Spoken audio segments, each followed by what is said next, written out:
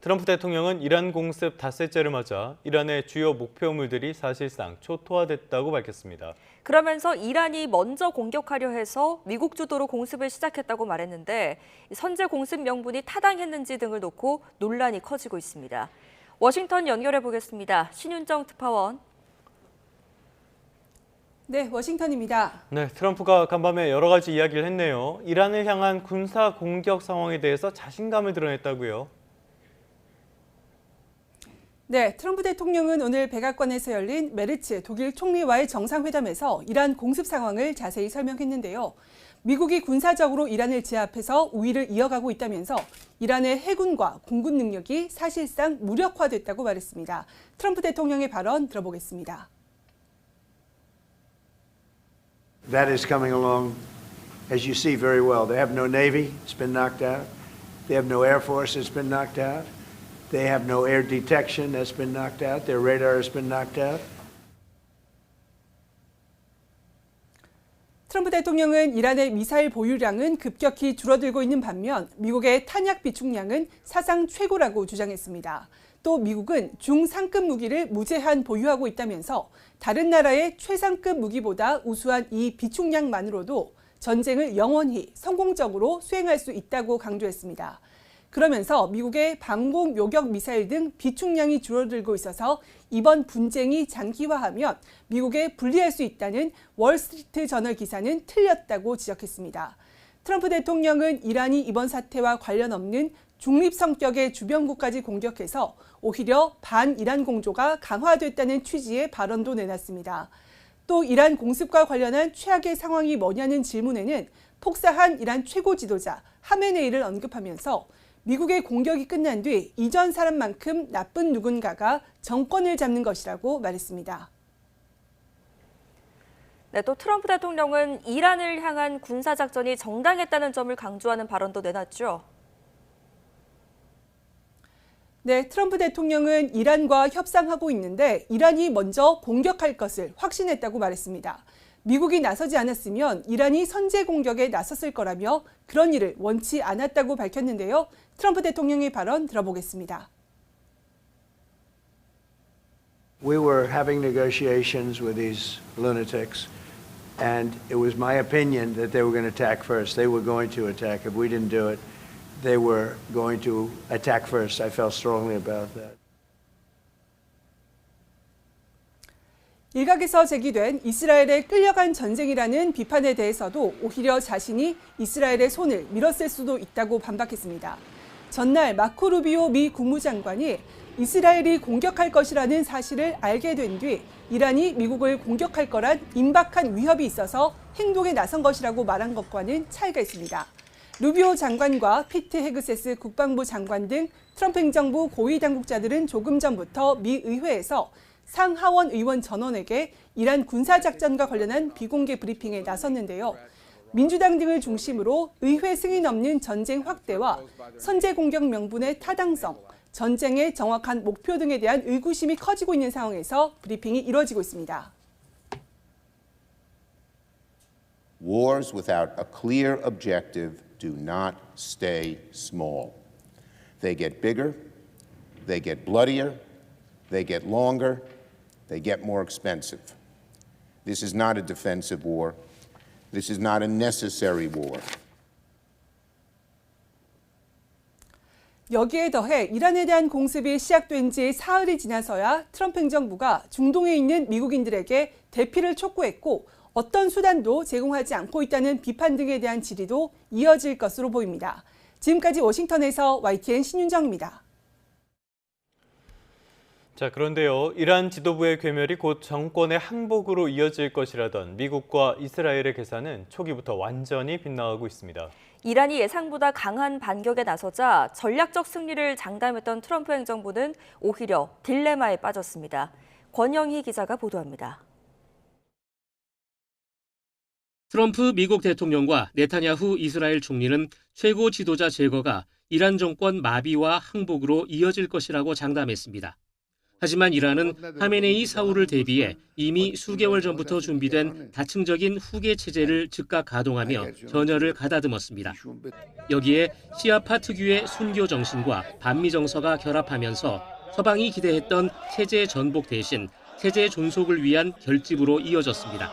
The remaining elements within that state apparatus will have a continued interest in the system's survival because their own survival is so closely tied to the survival of the theocracy or some variation of it.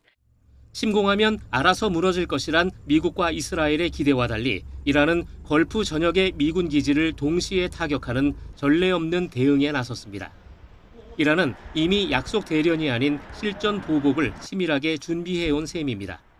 I think many in the Gulf were surprised, taken aback, shocked that Iran struck U.S. targets across the Gulf so quickly in the opening phase of the attack.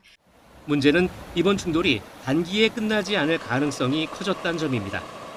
평화 대통령을 표방하며 중간 선거 승리를 노리던 트럼프 대통령은 오히려 정치적 덫에 걸렸습니다. 이란의 항복은커녕 미군 사상자 발생과 중동 전면전의 압박 속에 주도권을 이란에 내주었다는 비판이 거세지고 있습니다. 특히 이란과의 전쟁이 길어지면 우크라이나와 타이완 등 전 세계 잠재적 분쟁 지역에 투입될 미국 군사 자산이 고갈될 우려도 커지고 있습니다. Look, this fight is going to go on until they capitulate and return to the negotiating table under different terms. 하메네이 제거를 통한 정권의 굴욕적 항복 시나리오는 이란의 고도화된 저항 능력과 체제 결속력에 부딪혔습니다. 기대했던 단기전이 물 건너가게 된 상황에서 미국은 글로벌 안보 주도권마저 위협받는 심각한 전략적 딜레마에 직면했습니다. YTN 권영입니다. 자, 지금까지 보신 것처럼 미국, 이스라엘과 이란 사이의 군사적인 중돌이 나흘째 이어지면서 전쟁의 불길은 확산하고 있습니다. 이스라엘과 국경을 맞댄 요르단에도 전운이 감돌고 있는데요. 중동 하늘길이 상당 부분 차단되면서 항공편 운항도 제한적으로 이뤄지고 있습니다. 요르단 암만에서 조수현 특파원입니다. 미군과 이스라엘군은 테헤란과 이스파한 등 이란 주요 도시의 군사 표적을 겨냥한 공습을 이어갔습니다. 테헤란 도심에 있는 이란 국영방송 건물도 폭격했습니다. 이스라엘군은 별도로 레바논의 헤즈볼라 지휘소 등을 타격해 이란 혁명수비대 고위급 인사를 살해했다고 밝혔습니다. 미군은 지금까지 이란 군함 11척을 파괴해 해군 전력을 완전히 약화했다고 발표했습니다. 이란도 중동 내 미군 기지나 외교시설을 겨냥해 미사일과 드론을 발사하며 보복에 나섰습니다. 사우디아라비아 리야드에 있는 미국 대사관도 드론 공격을 받았습니다. 이스라엘과 인접한 요르단에서도 연일 공습 경보가 울리고 전투기 편대가 굉음을 내며 비행하는 모습이 자주 포착됐습니다. 계속 사이렌이 울려갖고 너무 놀랐어요. 새벽에는 폭탄 소리도 들리고 굉장히 놀랐죠. 암만 국제공항에서도 무장한 보안군이 삼엄한 경비를 펼치며 긴장감이 이어지고 있습니다. 중동 곳곳에 하늘길이 막혀 항공편이 줄줄이 취소되거나 지연되면서 입국장은 텅 비었습니다. 평소 여행객으로 붐비는 출국장 주변도 보시는 것처럼 지금은 매우 한산한 모습입니다. 요르단 당국이 현지 시간 2일 저녁 6시부터 다음 날 아침 9시까지 영공을 폐쇄하면서 항공편은 더 제한됐습니다. I've been to Jordan, then I went to Syria, and then everything went upside down. I'm trying to go to Istanbul because the flights that are directly going to like Europe are all cancelled. Usually we have more traffic than these days. Yesterday there are nothing here, like no one here. 세계 최대 허브 공항으로 꼽히는 두바이 국제공항의 운영도 여전히 큰 차질을 빚으면서 항공 대란이 이어지고 있습니다. 암만에서 YTN 조수연입니다.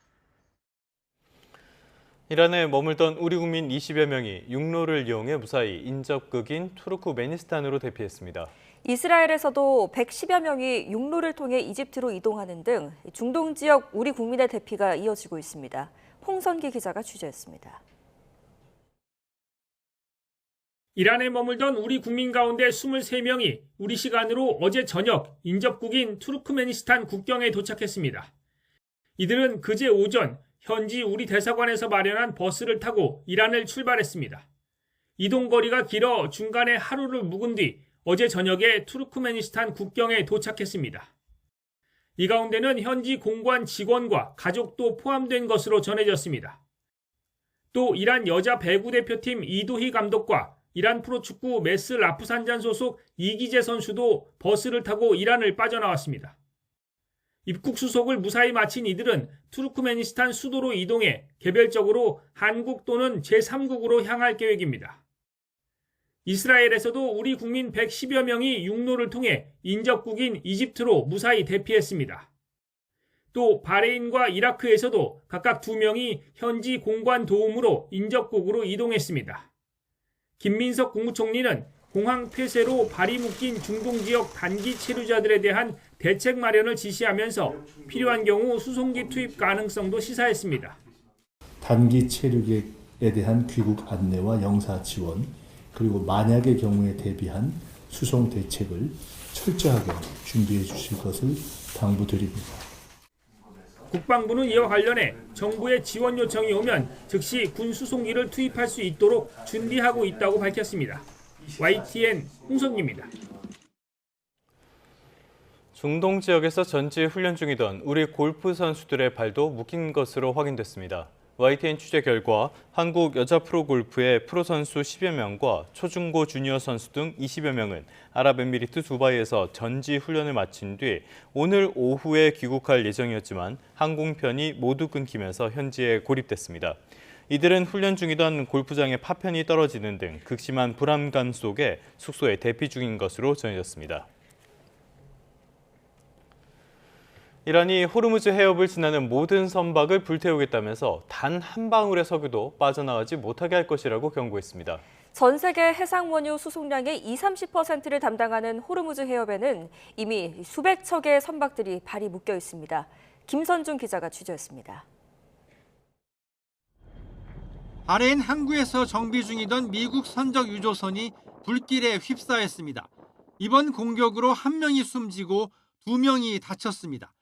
오만 북부 해역에 정박해 있던 유조선도 이란의 미사일에 맞아 불탔고 아랍에미리트 앞바다에서도 배 2척이 공격을 받았습니다.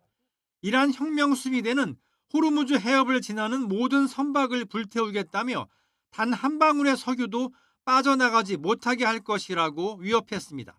From now on, all navigating through the Strait of Hormuz is forbidden. No ship in every type is not allowed to pass from the Strait of Hormuz till next notice. 전 세계 해상 원유 교역량의 5분의 1이 호르무즈 해협을 통과합니다. 특히 우리나라는 90%가 넘는 원유가 호르무즈 해협을 통해 수입됩니다. 미국은 호르무즈 해협이 전면 폐쇄된 것은 아니라고 반박했지만 보험사들이 보험을 중단하면서 선박 750여 척의 발이 그대로 묶였습니다. 문제는 당장 다른 경로를 찾을 방법도 없다는 겁니다. But it's all upstream of the Strait of Hormuz. So if traffic is not egressing through the Arabian Gulf into the world markets, it doesn't matter. 전문가들은 해협 봉쇄가 길어질 경우 국제 유가는 배럴당 $100까지 갈 수 있다고 우려합니다. 벌써 물가 상승과 경기 침체가 동반되는 이른바 스태그플레이션 우려 목소리가 커지고 있습니다. YTN 김선중입니다. 이렇게 호르무즈 해협의 긴장감이 고조되자 국내 해운업계도 촉각을 곤두세우고 있습니다. 현재 호르무즈 해협 인근에 있는 국내 선박 40여 척은 안전한 곳으로 대피했는데요. 정부와 업계는 봉쇄 장기화에 대비하고 있습니다. 차유정 기자입니다. 이란과 오만 사이에 자리 잡은 세계 최대 원유 수송로인 호르무즈 해협. 이란 영해로 이란이 국제적으로 불리해질 때마다 볼모로 삼았는데 이번에도 전쟁이 격화하면서 봉쇄 수위가 높아지고 있습니다.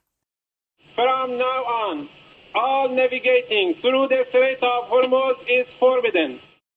현재 호르무즈 해협 안에 있거나 페르시아만 등 인근을 운항 중인 국내 해운사 소속 선박은 40척 안팎인데 현재까지 피해는 없는 것으로 확인됐습니다. 해수부는 선박을 안전한 곳으로 대피하도록 하고 해협 진입을 금지하는 한편 중동 사태 비상대책반을 꾸렸습니다. 국내 최대 컨테이너 선사인 HMM은 호르무즈 해협을 건너온 컨테이너선 한 척을 두바이 항에 정박시키고 추이를 지켜보며 우회 항로를 이용하는 방안 등을 논의하고 있습니다. 현재 두바이에서 작업이 마친 뒤에 안전을 고려하여서 다음 출항지로 갈지 여부는 판단할 예정이고 다른 다양한 대체 방안을 찾거나 다각도로 검토할 예정입니다. 국내에서 가장 많은 벌크선을 운용하는 페노션도 우회나 운항 중단은 하고 있지 않지만 안전을 최우선으로 두고 상황을 지켜보고 있습니다. 문제는 봉쇄가 장기화의 경우입니다. 유조선이나 벌크선에 주력하는 국내 해운사들은 호르무즈 해협 통과가 필수적인데 항로 우회 시 최대 50에서 80%까지 운임 상승이 불가피하며 여기에다 국제 유가와 전쟁 보험료 등까지 고려하면 비용이 폭증하기 때문입니다. 사태가 길어져 유가 상승과 물류비 가중으로 이어지면 에너지 의존도가 높은 국내 산업 전반에 막대한 타격이 미칠 것으로 우려됩니다. 정부는 당장 이번 사태로 피해를 본 취약기업에 20조 3천억 원 규모의 금융 지원 방안을 발표했습니다. 관계기관이 긴밀히 협업해 국내 금융시장 동향을 24시간 모니터링하고 이상 징후 발생 시에는 100조 원 플러스 알파 시장 안정 프로그램 등 시장 안전 조치를 시행토록 하겠습니다. 또 당분간 매일 비상점검 회의를 열고 결과를 설명할 방침입니다. YTN 차유정입니다. 이런 중동발 악재에 고공행진을 이어오던 코스피가 결국 무너졌습니다. 어제 하락률이 무려 7%가 넘습니다. 원달러 환율은 20원 넘게 뛰어올랐습니다. 손효정 기자입니다. 사흘 연휴 동안 중동발 충격을 비켜갔던 코스피는 장을 시작하자마자 1% 넘게 밀렸습니다. 개인이 저가 매수에 나서면서 지수 하단을 받치는 듯 했지만 외국인의 매도 공세가 거세지면서 3거래일 만에 6천선을 내줬습니다. 한때 선물 지수가 5% 급락하면서 자동 매도 주문을 멈추는 사이드카도 한 달 만에 다시 발동됐습니다. 장 후반 내림폭은 더욱 커졌고 코스피는 7% 하락한 5,791포인트로 마감했습니다. 외국인의 5조 원 넘는 투매에 코스피는 하루 만에 450포인트 빠지며 역대 최대 하락폭을 기록했습니다. 전쟁 위협에 호르무즈 해협이 사실상 봉쇄되면서 방산과 정유주는 신고가를 기록한 반면 항공, 철강 종목은 직격탄을 맞았습니다.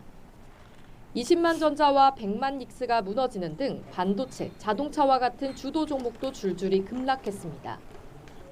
이란과의 문제점들이 이제 발생을 하면서 이게 장기화될 가능성이 좀 있겠구나라는 그런 매도가 나오고 그러면서 이제 대형주 중심으로 해서 물량이 쏟아진 거예요. 코스닥 지수는 잠깐 반등했다가 5% 가까이 떨어진 1137로 거래를 마쳤습니다. 지정학적 불확실성이 커지면서 이른바 한국형 공포지수인 코스피 200 변동성 지수도 6년 만에 최고 수준으로 치솟았습니다. 다른 주요 증시보다 코스피 하락폭이 더 컸는데 단기간 급등에 따른 부담과 대외 악재 영향이 한꺼번에 반영된 영향으로 분석됩니다. 또 유가가 치솟으며 이란 사태의 영향이 단기 조정에 그칠 거란 낙관론도 약해졌습니다. 전쟁 양상의 불확실성이 어느 정도 해소될 수 있어야 시장의 어떤 투자 심리가 안정이 될 수 있을 것 같고요. 유가 급등폭이 계속 커지면 주가 조정도 더 이루어질 수 있다라고 봐야겠죠. 원달러 환율도 26원 넘게 뛰어오른 1,466원으로 주간 거래를 마쳤습니다. 외국인의 주식 매도에 달러 강세가 맞물리며 지난해 4월 이후 11개월 만에 가장 높은 상승폭을 나타냈습니다. YTN 손효정입니다. 국제 유가는 연일 치솟고 있습니다. 유가가 오르면 몇 달 뒤에는 식품 물가까지도 영향을 주기 때문에 식탁 물가에 대한 우려가 큰 상황입니다. 계속해서 오동건 기자입니다. 미국과 이스라엘의 이란 공습 이후 국제 유가가 출렁이고 있습니다. 문제는 유가 상승이 단순히 기름값 인상에만 그치지 않는다는 점입니다. 에너지, 운송 비용 등이 모두 오르면서 농산물과 가공식품, 외식 물가까지 연쇄적으로 자극합니다. 신선식품의 경우 비닐하우스 난방에 쓰이는 면세유 가격이 오르면서 생산 비용이 상승합니다. 농산물 가격의 49%가 유통비라 운송비 상승이 신선식품 가격 인상을 부추길 수밖에 없습니다. 가공식품의 경우 제조 공장의 연료 비용 부담이 커지고 포장재 원가도 상승합니다. 페트병과 비닐 포장재의 원료인 나프타 가격이 유가와 연동되기 때문입니다. 한국은행은 유가가 10% 오르면 소비자 물가가 0.1에서 0.2%포인트 오른다고 분석하고 있습니다. 글로벌 투자은행 시티도 국제유가가 배럴당 82달러를 유지할 경우 올해 소비자 물가 상승률이 0.6%포인트 더 오르고 한국 경제 성장률이 0.45%포인트 하락할 수 있다고 내다봤습니다. 유가 상승하게 되면은 기본적으로 물가가 오른다라는 연구 결과들은 많이 있습니다. 다만 이러한 결과가 나타나는 것이 시차를 걸린다는 의견들이라고 보시면 될 것 같고, 이 시차의 근본 원인은 현재 거래되고 있는 원유가는 이미 과거에 의해서 결정된 것이기 때문에 전쟁이 장기화할 경우 글로벌 곡물 가격 상승도 불가피합니다. 곡물의 70% 이상을 수입에 의존하는 우리나라는 충격이 더 클 수밖에 없습니다. 정부는 원유와 석유 제품 208일분을 비축해 수급 대응 체계를 갖췄다고 밝혔지만 유가 급등이 계속되면 중동발 충격이 밥상 물가까지 번질 불안 요소는 여전히 남아 있습니다. YTN 오동건입니다.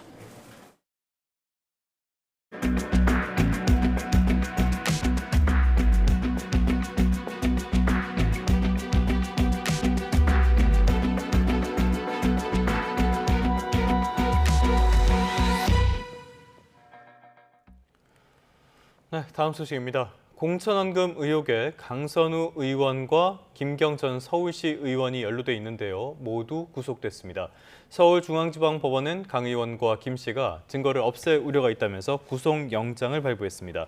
두 사람은 지방선거를 앞둔 2022년 1월 서울 용산구 호텔에서 공천원금 1억 원을 주고받은 혐의를 받고 있습니다.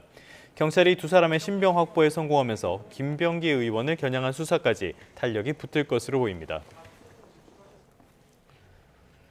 김경 전 서울시 의원은 강선우 의원에게 쪼개기 후원을 했다는 의혹도 받고 있습니다. 지난 2023년 구청장 보궐선거를 앞두고 정치권 금품 로비를 시도한 정황도 확인됐는데요. 경찰 수사 결과가 주목됩니다. 김희영 기자가 보도합니다. 김경 전 서울시 의원은 지난 2022년 지방선거 뒤 강선우 의원에게 여러 사람 명의로 쪼개기 후원을 했다는 의혹을 받고 있습니다. 공천원금 1억 원을 강 의원에게 돌려받은 뒤인 지난 2023년 강서구청장 보궐선거 전후입니다. 김 전 시의원은 강 의원 측이 후원금 형태를 요구했다고 주장하지만 강 의원은 돈을 요구한 적도 없고 전액 돌려줬다고 맞섭니다. 김 전 시의원이 구청장 보궐선거에서 추가 공천원금을 뿌렸다는 의혹도 제기됐습니다. 경찰이 확보한 시의회에 이른바 황금 PC 속 120여 개 통화 녹취가 결정적인 단서가 됐습니다. 김 전 시의원이 당시 후보자 검증위원회 소속이던 민주당 의원에게 도와달라고 하기 위해 양모 전 서울시의원에게 돈을 건넸다는 취지로 말하는 음성이 고스란히 담긴 겁니다. 경찰은 이와 함께 김 전 시의원이 상임위를 옮길 때마다 가족회사가 서울시 등에서 각종 계약을 따낸 것도 수상하게 보고 집중 수사 중입니다. 시의회 PC에서는 가족회사들의 세금 서류도 발견됐는데 이 회사의 실제 주인이 김 전 시의원 아니냐는 의문도 여전히 해소되지 않았습니다. YTN 김희영입니다. 경찰은 김병기 의원의 불법 정치자금 수수 의혹 수사에도 속도를 내고 있습니다. 차에 타고 있던 김 의원 측근에게 신문지로 돈을 싸서 건넸다는 구체적인 진술까지 나오면서 김 의원 추가 소환이 언제 이루어질지 관심입니다. 윤혜리 기자입니다. 불법 정치자금 수수와 아들 취업 청탁, 배우자의 업무 추진비 사적 유용 등 김병기 의원은 무려 13가지에 달하는 의혹으로 수사를 받고 있습니다. 늦은 시간까지 고생하셨습니다. 모든 13가지 의혹 다 조사 받으셨나요? 모든 의혹 다 부인하시는 겁니까? 이 가운데 의혹 규명에 가장 속도를 내고 있는 건 수천만 원대 정치자금 수수 사건입니다. 앞서 전직 서울 동작구 의원인 전모 씨는 지난 2023년 더불어민주당에 제출한 탄원서를 통해 김 의원 측근인 이지희 동작구 의원에게 돈을 건넸고 수개월 뒤 돌려받았다고 주장했습니다. 최근 경찰 조사에선 돈을 달라는 요청을 받아 동작구청 주차장에서 신문지에 싼 현금 다발 500만 원 두 묶음을 차에 타고 있던 이 구의원에게 전달했다며 구체적인 전달 시점과 방법을 진술한 것으로 확인됐습니다. 또 이보다 앞서 김 의원의 아내가 형편이 어렵다고 말해 자신의 아내가 1,000만 원을 전달했지만 공천 헌금으로는 적다며 돌려줬다고도 주장했습니다. 돈을 받은 대상으로 지목된 김 의원 측근 이 구의원은 현장에서 이를 거절했고 받은 적이 없는 만큼 돌려준 적도 없다는 입장을 밝힌 것으로 파악됐습니다. 지난달 27일 이뤄진 경찰 대질 조사에서도 여전히 양측의 진술은 엇갈렸습니다. 이 밖에도 경찰은 차남의 숭실대 편입 특혜와 아내의 법인카드 사적 유용 등 가족을 둘러싼 의혹에 대해서도 수사에 속도를 내고 있습니다. 김 의원은 앞선 2차례 소환 조사에선 혐의 대부분을 부인한 것으로 전해졌습니다. 아내와 아들, 관련자들을 잇따라 불러 조사한 경찰은 김 의원을 조만간 다시 소환해 조사할 것으로 보입니다. YTN 윤혜리입니다. 다음 소식입니다. 지난달 서울 반포대교에서 추락한 포르쉐 운전자에게 약물을 건넨 혐의를 받는 병원 관계자가 경찰에 자수했습니다. 경찰은 약물 공급 경로와 공범 여부를 밝히는 데 수사력을 집중할 방침입니다. 표정우 기자입니다. 약물을 투약한 채 포르쉐를 몰다 추락사고를 낸 30대 여성 운전자 A씨는 구속 상태로 경찰 수사를 받고 있습니다. 마약류관리법 위반 혐의와 약물 운전 혐의 모두 인정하시나요? 프로포폴만 투약한 거 맞나요? 사고 직후 A씨 차량에서 다량의 프로포폴이 발견되면서 퓨처에 대한 의문이 커진 상황. A씨는 SNS 인플루언서로 활동하는 병원 마케팅 대행업체 대표인 걸로 파악됐는데 그제 A씨에게 약물을 제공했다고 주장하는 병원 관계자가 경찰에 자수한 걸로 확인됐습니다. 경찰은 이 관계자를 피의자로 입건하고 약물을 건넨 경위와 양 등 사실관계를 조사한 걸로 전해졌습니다. 또 A씨 업체에 대한 조사와 함께 이번 사고가 A씨가 업무상 관계를 맺어온 병원들과 관련이 있을 가능성도 열어두고 수사하고 있습니다. A씨가 약물 투약뿐 아니라 유통에도 가담한 건 아닌지 공범은 더 없는지도 수사 대상입니다. 이와 함께 사고 당시 A씨 차량에 부딪힌 차량 주인들의 신고도 잇따르면서 경찰은 A씨에게 약물 운전과 마약류관리법 위반 혐의에 더해 위험운전치상 혐의를 추가했습니다. 약물 등으로 인해 정상적인 운전이 곤란한 상태에서 차를 몰아 사람을 다치게 한 경우 적용되는 혐의입니다. 경찰은 A씨에 대한 조사를 마친 뒤 이번 주 안에 검찰에 송치할 방침입니다. YTN 표정우입니다. 인천 청라동에서 인도에 주차돼 있던 지게차가 움직여 2살짜리 여자 어린아이를 덮쳤습니다. 이 어린아이는 중태에 빠졌습니다. 직원 40여 명을 태운 통근버스가 도로 구조물과 부딪혀 22명이 다치기도 했습니다. 사건 사고 소식 양동훈 기자입니다. 인도에 앉은 소방대원들이 구조 장비를 조작하고 있습니다. 차도에서는 119 구급차가 환자 이송을 기다립니다. 어제 저녁 7시 20분쯤 인천 청라동 인도에 주차돼 있던 지게차가 움직이면서 근처에 있던 2살 여아를 덮쳤습니다. 지게차에 아이가 깔려있다라는 신고로 들어왔고요. 현장 도착했을 때는 깔려있진 않고 탈출이 되어 있는 상태였다고 되어 있고. 크게 다친 여아는 심폐소생술을 받으며 병원으로 옮겨졌지만 의식을 찾지 못하고 있습니다.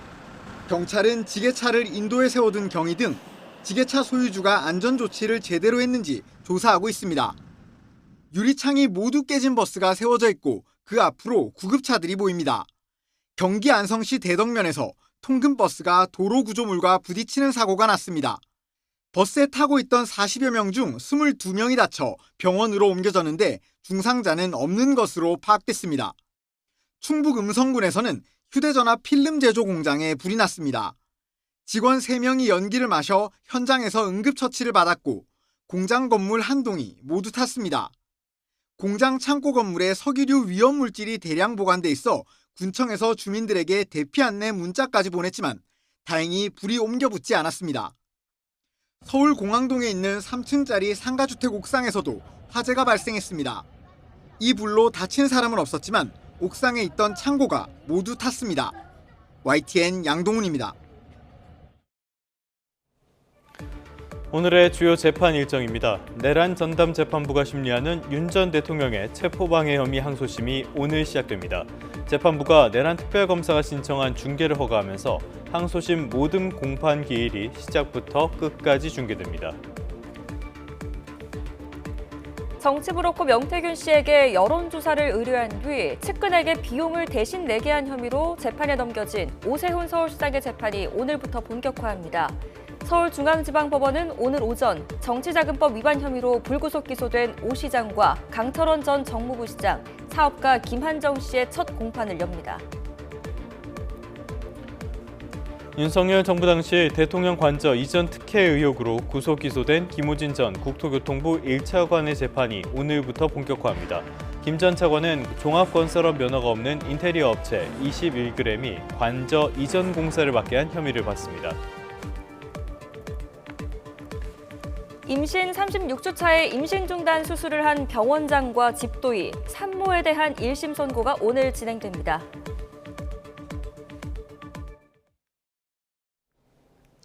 오늘도 큰 일교차에 대비 잘하셔야겠습니다. 현재 서울 기온 1.4도로 아침 공기는 다소 차가운데요. 한낮에는 11도까지 오르며 예년 기온을 조금 웃돌겠고 낮 동안 공기도 깨끗해서 야외 활동하기 무난하겠습니다. 오늘 동쪽 지역은 종일 흐리겠고 서쪽은 맑겠지만 현재 호남 내륙을 중심으로는 가시거리 200m 미만의 짙은 안개가 끼어 있습니다. 출근길 교통안전에 유의하셔야겠고요. 밤부터 중서부 지역은 공기가 탁해지겠습니다. 자세한 지역별 현재 기온 보겠습니다. 현재 서울의 기온이 1.4도, 대구는 4.1도로 출발하고 있고요. 한낮 기온은 서울이 11도, 대구와 부산 13도까지 오르겠습니다. 내일 늦은 밤 중서부를 시작으로 금요일에는 전국에 비나 눈이 오겠고 주말에는 기온이 영하권으로 떨어지며 꽃샘추위가 찾아올 전망입니다. 날씨였습니다. 이 시각 주요 뉴스입니다. 이란이 호르무즈 해협을 봉쇄하면서 국제 유가가 연일 급등하고 있습니다. 달러원 환율은 한때 심리적인 저지선인 1,500원 선을 넘었고 뉴욕 증시 3대 지수는 모두 하락했습니다. 어제 코스피도 무너졌습니다. 외국인 투자자의 투매에 7% 급락하며 6천선이 무너졌고 한 달 만에 매도 사이드카도 발동됐습니다.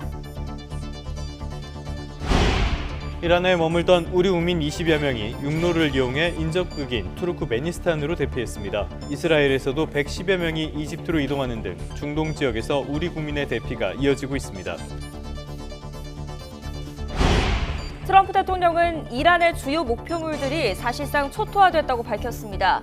그러면서 이란이 미국을 공격할 것 같아 선제 공격했다고 주장해 공습 명분을 놓고 논란이 커지고 있습니다.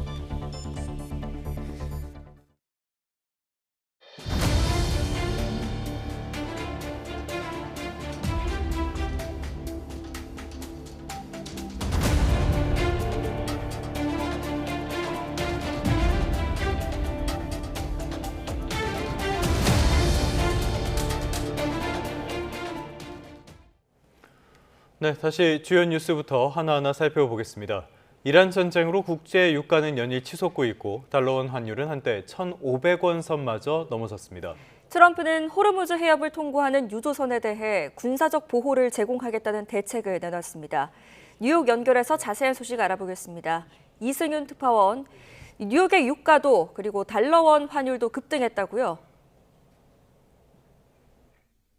네, 그렇습니다. 미국, 이스라엘과 이란 간 무역 충돌로 달러화 가치가 급등하면서 원달러 환율이 한때 심리적 지지선인 1,500원 선을 넘어섰습니다.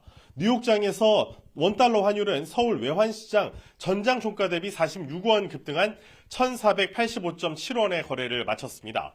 안전자산 선호 심리가 확산하고 에너지 수급 차질 가능성이 달러 강세, 원화 약세를 촉발하면서 원달러 환율은 한때 1,506.5원까지 치솟았습니다.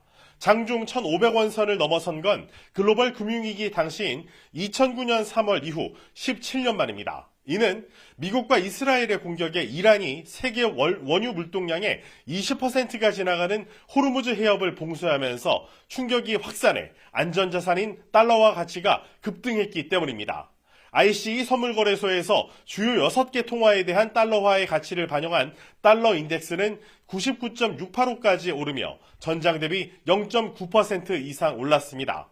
2거래일 연속 달러화 강세에 또 다른 안전자산으로 통하는 국제 금값은 큰 폭으로 하락했습니다. 뉴욕 상품거래소에서 4월 인도분 금 선물 가격은 온스당 5,121달러로 전장 대비 3.5% 이상 급락했습니다.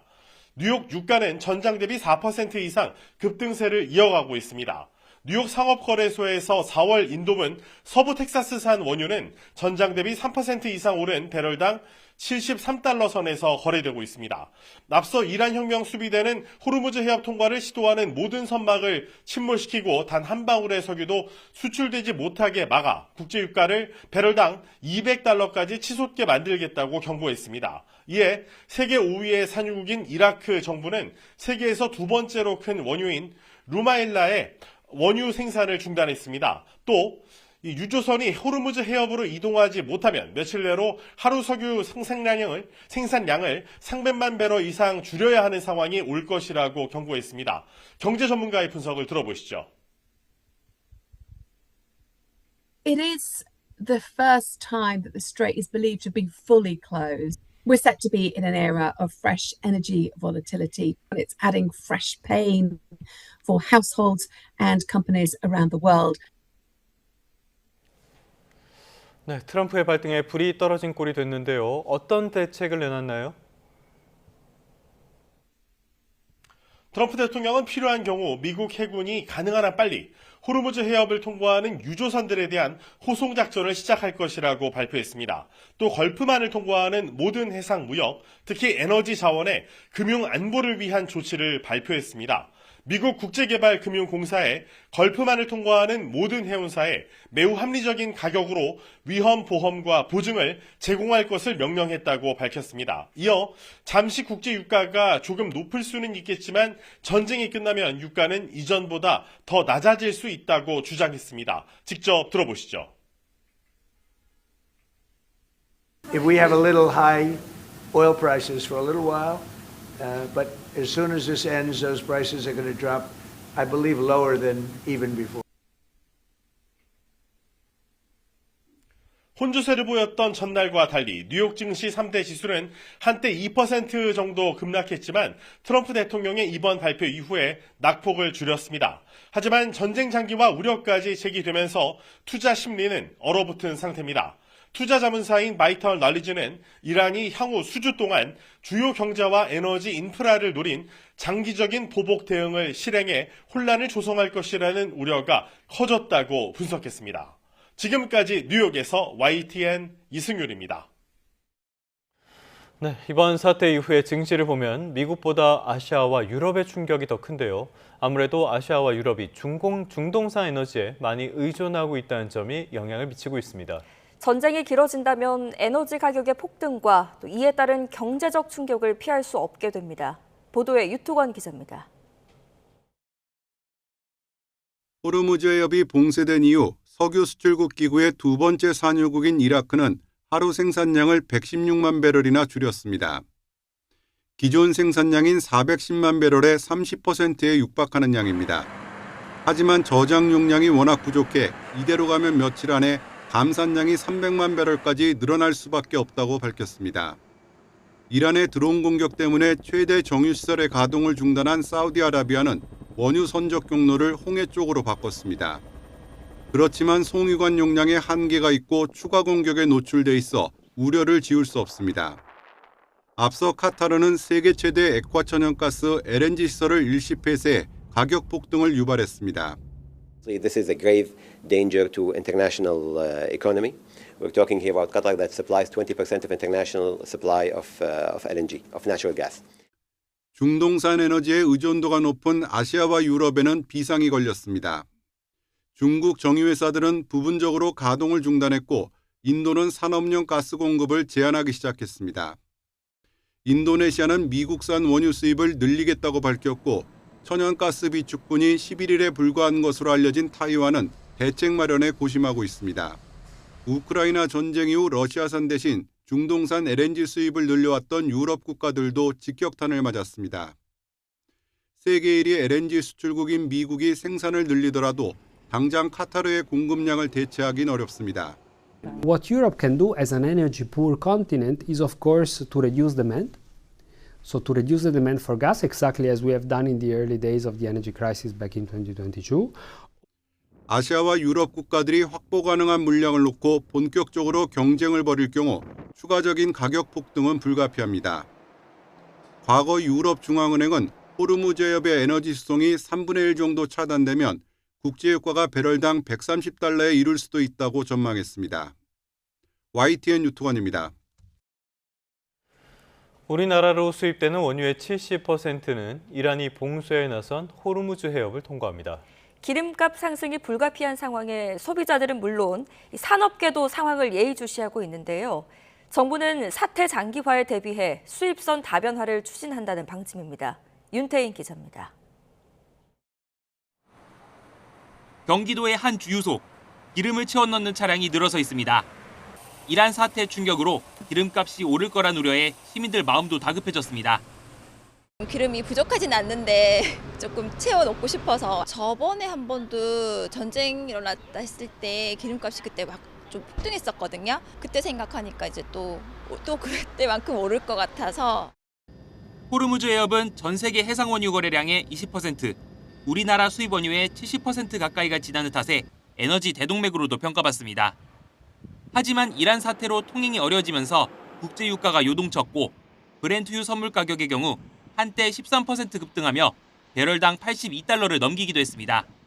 지난달 셋째 주부터 오르기 시작했던 주유소 기름값은 국제 유가가 급등하면서 더 가파르게 상승할 거란 전망이 나옵니다. 국제 유가는 통상 2주 간격을 두고 국내 주유소 가격에 반영됩니다. 현재 정부가 비축한 물량은 208일분.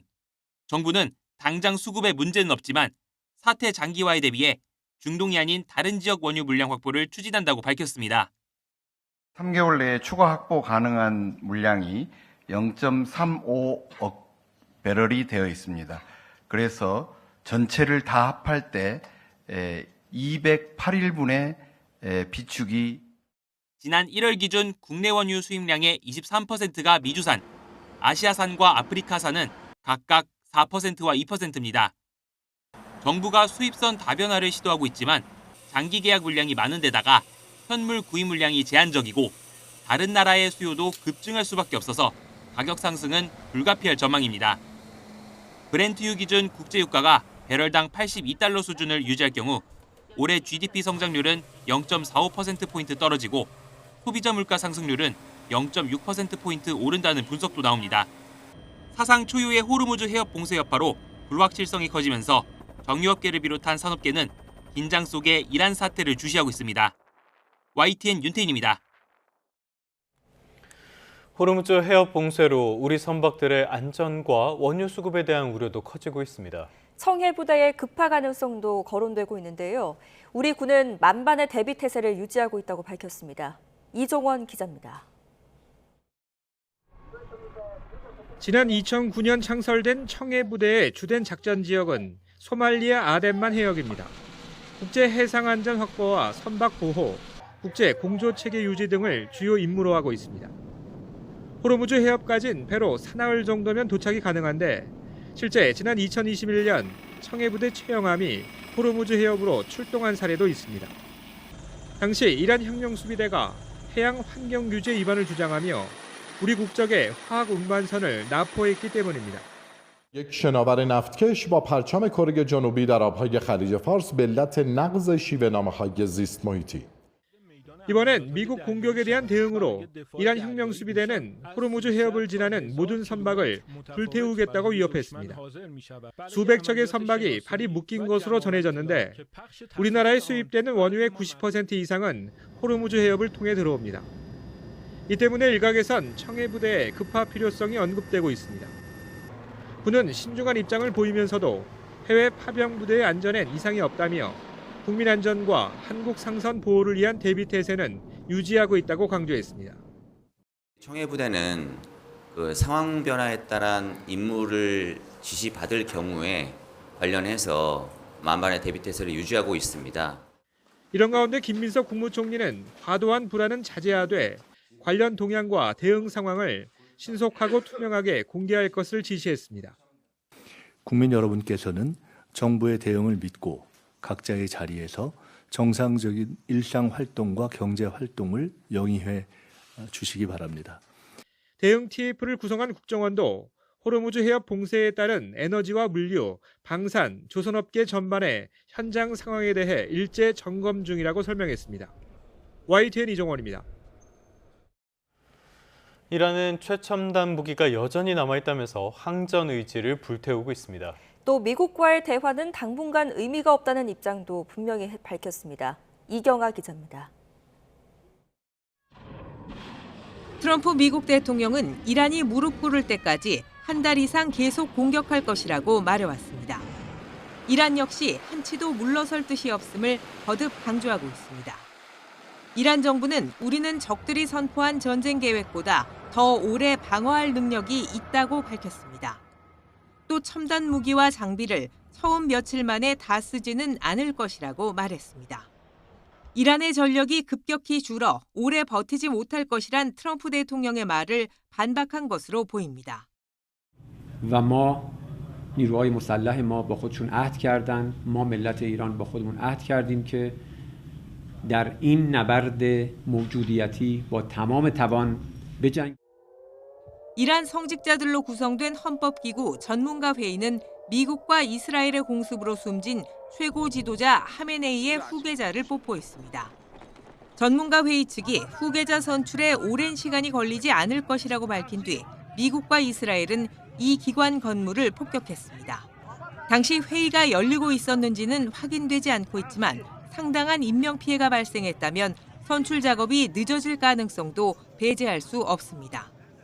이란은 이스라엘뿐 아니라 미군 기지가 있는 중동 각국에도 드론과 미사일 공세를 펴고 있습니다. 레바논 친이란 무장단체 헤즈볼라까지 공격에 가세하자 네타냐후 총리는 실수하지 말라며 경고했습니다. הטייסים שלנו מעל שמי איראן וטהרן וגם מעל שמי לבנון. חיזבאללה עשה טעות גדולה מאוד שהוא תקף אותנו. אנחנו כבר הגבנו בעוצמה ונגיב בעוצמה יתרה ונוספת. 이런 가운데 국제원자력기구 IAEA는 이란이 핵무기를 개발하고 있다는 어떤 정보도 갖고 있지 않다고 밝혔습니다.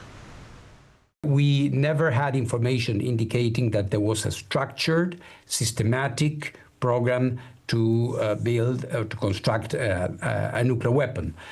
So we have to balance the two things. IAEA는 최근 이란 나탄즈 지하 우라늄 농축 시설 입구 건물에 피해가 있음을 확인했다고 밝혔습니다. 이미 지난해 6월 미국의 공격으로 농축 시설에 심각한 타격이 발생한 뒤여서 방사능 누출 등 추가 피해는 없는 것으로 보인다고 설명했습니다. YTN 이경아입니다. 그동안 중국은 미국과 이스라엘의 이란 공습을 국제법 위반이라고 맹비난해왔습니다. 그런데 타이완 무력 통일에 대해선 중국의 내정이라 다른 문제라며 이중잣대를 드러냈습니다. 베이징 강정규 특파원입니다. 교전 나흘째 중국은 중동 정세 악화 책임을 핵 협상 중에 이란을 재차 공격한 미국에 돌렸습니다. 국제사회에서 무력 사용과 위협을 단호히 반대한다며 즉시 휴전을 재차 촉구했습니다. 그런데 미국이 중동에 치중하는 사이 중국이 타이완을 넘볼 수 있다는 지적엔 이렇게 대답합니다. 台湾是中国领土不可分割的一部分，台湾问题是中国内政，如何解决台湾问题是中国人自己的事情。 타이완 문제는 중국의 내정이기 때문에 국제사회 무력 사용과는 다르다는 뜻으로 들립니다. 민간인을 포함한 무차별 공격과 전선 확대에 대해선 이란도 애둘러 비난했습니다. 이란이 이슬람 소수 종파인 시아파인 만큼 주류인 수니파 산유국들의 눈치를 살피는 겁니다. 武装冲突中保护平民的红线不能突破，无差别使用武力的行为不可接受。 반면 타이완은 그동안 이란 정권의 강경 진압에 희생된 민간인 시위대 인권부터 언급했습니다. 전쟁 격화에 책임을 두곤 다른 걸프 국가로 확전시키고 있는 이란의 화살을 돌렸습니다. 希望伊朗人民也能早日享有自由、民主与人权。外交部并谴责伊朗在近期所采取的无差别军事攻击。 중동 전쟁이란 같은 사안을 두고 중국과 타이완은 정반대 입장을 내놨습니다. 하나의 중국이란 말이 무색한 두 개의 반응입니다. 베이징에서 YTN 강정규입니다. 일본 역시 원유 수입 대부분을 중동에 의존하고 있기 때문에 호르무즈 해협 봉쇄에 촉각을 곤두세우고 있습니다. 당장은 버틴다고 해도 봉쇄가 길어진다면 물가 상승과 경기 침체가 동반되는 스태그플레이션이 나타날 것이라는 우려가 나왔습니다. 도쿄에서 이승배 특파원이 전해왔습니다. 일본은 이란이 호르무즈 해협을 본격 봉쇄하기 전부터 자사 선박 운항을 중단했습니다. 페르시아만 안에 있는 선박도 안전한 해역으로 대피시켰습니다. 일본은 원유 수입 95%를 중동에 의존하고 있기 때문에 시시각각 변하는 호르무즈 소식에 촉각을 곤두세우고 있습니다. 今回の事態を受けて経済対策打つ必要があるというふうに思いますが、物価に与える影響、他のものも含めてですね、これをよく見ていくということが先決でございますので、今直ちに電気・ガス代の支援延長を判断するという段階にはございません。 일본은 현재 정부와 민간을 합쳐 254일 동안 쓸 수 있는 원유를 비축해둔 상태, LNG는 3주 분량을 확보한 것으로 알려졌습니다. 당장엔 경제에 미치는 영향이 제한적일 거라는 분석이 많지만 문제는 장기화입니다. 봉쇄가 길어진다면 이 상황은 급격히 달라질 거란 것입니다. 아사히 신문은 당장 물가 상승과 경기 침체가 동시에 벌어지는 스태그플레이션을 경고하고 나섰습니다. 호르무즈 해협을 통해 물건을 운반하는 자동차 등 일본 교역 전반에 타격이 불가피하고 원유값이 급상승하면 금융시장도 불안정해질 거란 우려도 나왔습니다. 최악의 경우 일본 국내 총생산을 3%가량 떨어뜨릴 수 있다는 분석도 있습니다. 일본 정부는 지금은 버틸 만한 수준이며 대처도 가능하다며 국민 불안감을 키우는 말을 자제하고 있습니다. 하지만 한 치 앞도 내다볼 수 없는 호르무즈 상황에 안심할 수 없다는 경고가 여기저기서 터져나오고 있습니다. 도쿄에서 YTN 이승배입니다. 미국의 이란 공격이 장기화할 수 있다는 전망이 나오면서 우크라이나 종전 협상에도 빨간불이 켜졌습니다. 이달 초 아랍에미리트 아부다비에서 열릴 것으로 예상됐던 3자 종전 협상도 미국이 이란 공격이 계속되면서 개최 여부가 불투명해진 건데요. 볼로드미르 젤렌스키 우크라이나 대통령은 현지 시각 2일 중동 지역의 긴장이 고조되면서 협상 장소가 변경될 수 있지만 아직 협상이 취소되지는 않았다고만 밝혔습니다. 경제 한 줄 뉴스입니다. 지난 1월과 2월 전국 민간 아파트 청약 일반 공급 물량이 15년 만에 가장 적은 수준으로 감소한 것으로 나타났습니다. 쿠팡 앱 이용자가 정보 유출 사태 이후 127만 명 이상 탈퇴하며 석 달 연속 감소한 것으로 나타났습니다. 기업 회생 절차를 밟고 있는 홈플러스의 대주주 MBK 파트너스가 긴급 운영자금 1,000억 원을 확보한 것으로 알려졌습니다. 국내 최대 컨테이너 선사인 HMM의 부산 이전 추진과 관련해 노조가 4월에 총파업 결의대회를 열겠다며 반발이 커지고 있습니다. 국토교통부는 서울시가 광화문 광장에 조성 중인 감사의 정원이 국토계획법과 도로법을 위반했다면서 공사 중지를 명령했습니다. 봉준호 감독과 피겨 여왕 김연아가 모범 납세자로 선정돼 정부 표창을 받았습니다. 지금까지 경제 한 줄 뉴스였습니다.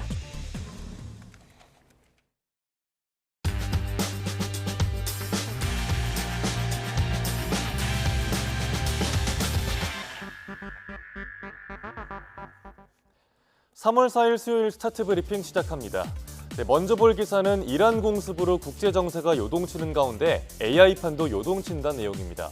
클로드는 몸값이 뛰고 챗GPT는 추락 중이라는데 왜 그런 건지 서울신문이 분석했습니다. 트럼프 행정부가 이번 군사작전에 AI 모델을 활용한 사실이 알려졌죠. 그러면서 사용자들이 AI 윤리를 AI 선택의 기준으로 삼는 경향이 커졌습니다. 미 국방부의 AI 사용 원칙에 각을 세운 클로드는 뜨고 트럼프와 손잡은 챗GPT는 위축되는 분위기입니다. 클로드의 개발사 엔트로픽은 자국민 대규모 감시나 완전 자율무기에는 AI를 쓰면 안 된다는 입장이었습니다. 이런 가운데 엔트로픽이 거부한 국방부와의 계약을 오픈AI가 체결하면서 사용자의 반발이 커진 겁니다. 미국 현지에선 챗 GPT를 쓰지 말자는 퀴 GPT 운동이 퍼졌다고 하고요. 지난달 28일 미국 애플 앱스토어 무료 앱 순위에서 클로드가 1위를 차지했다고 하네요.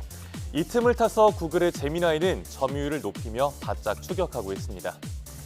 이번 사태를 계기로 국제사회가 국방 AI의 윤리규범을 마련할 필요가 있다는 지적도 나옵니다.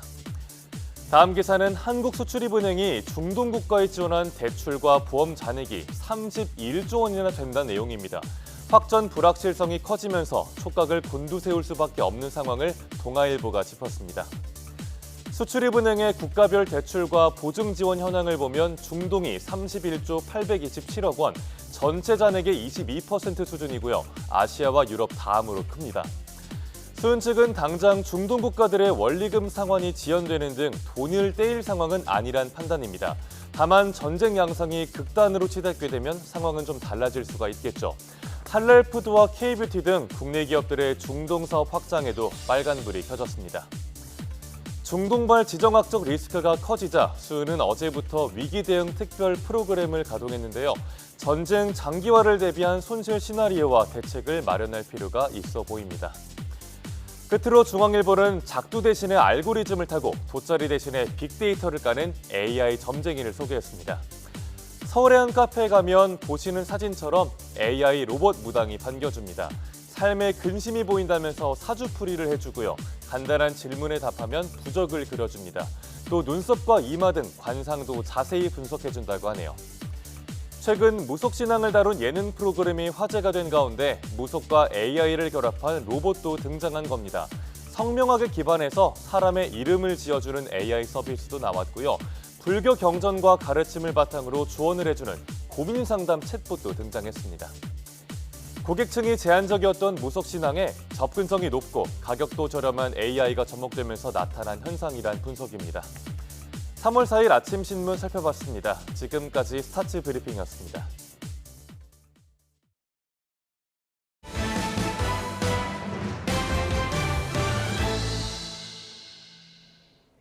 다음 소식입니다. 트럼프 미국 대통령에게 자체 평화상을 안겼던 피파가 또다시 정치적 중립의 시험대에 올랐습니다. 최근에는 우크라이나를 침공한 러시아의 국제대회 복귀까지 시사한 피파가 이란의 월드컵 불참 가능성을 어떻게 처리할지도 관심입니다. 이대건 기자입니다. 지난해 12월 초 북중미 월드컵 조추첨에 맞춰 진행된 피파 평화상 첫 시상식. 초대 수상자인 트럼프 미국 대통령이 등장하자 인판티노 피파 회장은 평화상의 의미를 힘껏 치켜세웠습니다. There is also a beautiful medal for you that you can wear everywhere you want to go. Right now. Okay, let me hold. Fantastic. Excellent. 메달 직접 목에 건 트럼프 미국 대통령도 크게 만족했습니다. Thank you very much. This is truly one of the great honors of my life. And beyond awards, Johnny and I were discussing this. We saved millions and millions of lives. 시상식을 앞두고 불과 한 달 전에 급조된 평화상이 정치적으로 변질했다는 비판이 피파 안팎에서 나왔습니다. 과거 이탈리아 독재자 무솔리니가 월드컵을 정치적 선전 무대로 악용한 사례까지 거론됐습니다. 푸틴 러시아 대통령과도 친분을 이어온 인판티노 회장은 러시아 축구팀의 국제대회 복귀도 주장했습니다. 러시아의 우크라이나 침공으로 출전 금지된 조치를 풀기 위해 관련 규정 개정 필요성까지 내비쳤습니다. This ban has not achieved anything. It has just created more frustration and hatred with girls and with boys. 한 달 만에 피파는 미국이 공습한 이란의 월드컵 불참 가능성과 마주했습니다. 이란 축구협회가 불참을 강력히 시사하자 피파 측은 모든 팀이 안전한 월드컵이란 원론적인 입장만 내놓은 상태입니다. 이란 스스로 불참을 최종 결정하면 막을 방법은 없지만 최대 축제를 앞둔 피파가 이를 어떻게 다룰지 전 세계 축구 팬들이 지켜보고 있습니다. YTN 이더훈입니다.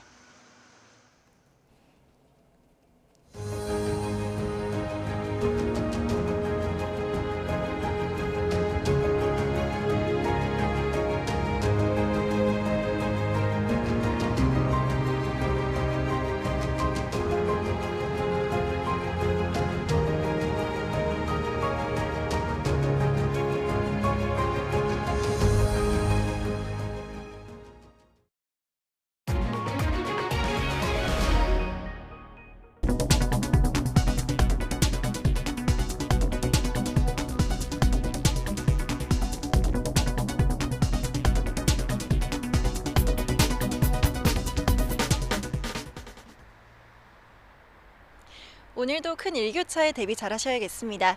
한낮에는 서울이 11도까지 올라 온화하겠지만 현재 기온은 1.3도로 어제보다 기온이 낮아서 공기가 차갑습니다. 출근길에는 옷차림 따뜻하게 하고 나오셔야겠습니다. 오늘 동쪽 지역은 대체로 흐리겠고 서쪽을 중심으로는 맑은 하늘이 드러나겠습니다. 다만 밤부터 중서부를 중심으로는 공기가 무척 탁해지겠습니다. 늦은 시간 귀가하시는 분들은 쌀쌀한 날씨와 함께 미세먼지에도 주의하셔야겠습니다. 자세한 지역별 현재 기온입니다. 서울이 1.3도, 대구 2.8도 등 어제보다 1에서 5도 정도 낮게 출발하고 있고요. 낮 기온은 서울이 11도, 광주 14도, 대구 13도로 어제와 비슷하겠습니다. 경칩인 내일은 늦은 밤 중서부를 시작으로 비가 내리겠고 금요일에는 전국으로 비나 눈이 확대되겠습니다. 이후 주말에는 기온이 영하권으로 떨어지며 꽃샘추위가 찾아올 전망입니다. 현재 호남 내륙을 중심으로는 짙은 안개가 끼어 있습니다. 전남 고흥과 장흥에는 가시거리가 200m 미만으로 바짝 좁혀져 있으니까요. 이 지역에 계신 분들은 출근길 교통안전에 유의하셔야겠습니다. 지금까지 YTN 정수연입니다.